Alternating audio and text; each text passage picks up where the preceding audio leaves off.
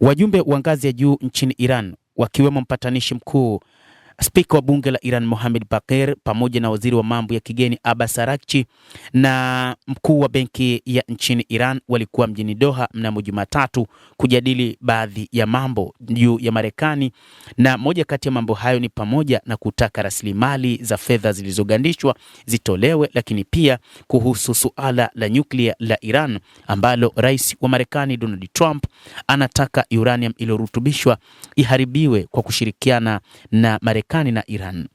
Spika wa bunge la Iran Mohammad Baqir Kalibaf na waziri wa mambo ya kigeni waliwasili Doha mapema Jumatatu kwa mazungumzo ya juu ya juhudi zinazoendelea za diplomasia kumaliza mzozo, chanzo kilichosema kikiomba kutotajwa jina ili kujadili masuala nyeti. Ziara hiyo imelenga, chanzo hicho kiliongeza, katika masuala yanayohusiana na mlango wa bahari wa Hormuz na urani iliyorutubishwa kwa kiwango cha juu, lakini pia gavana wa benki kuu ni sehemu ya ujumbe wa kujadili suala la kufungia fedha ambalo linashughulikiwa katika MOU katika sehemu ya makubaliano ya mwisho. Hakukuwa na uthibitisho rasmi kutoka kwa upande wa Qatar, lakini shirika rasmi la habari la Iran IRNA limethibitisha ziara hiyo likisema safari hii inakuja kama sehemu ya mchakato wa kidiplomasia. Vyombo vingine vya habari nchini Iran vikiwemo mashirika ya habari ya Tasnim pamoja na Fars vilithibitisha wajumbe hao ni pamoja na gavana wa benki kuu Abdul Nasser Hamad.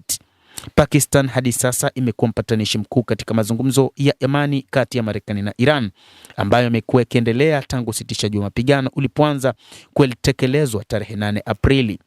Mazungumzo hayo yanalenga kumaliza vita kwa ukamilifu na kufungua tena mlango wa Hormuz kikamilifu.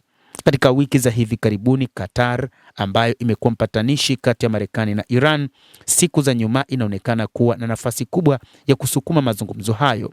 Mapema mwezi huu waziri mkuu wa Qatar Sheikh Mohammed bin Abdulrahman Al Thani alifanya mikutano na waziri wa mambo ya nje wa Marekani Marco Rubio na makamu wa rais JD Vance.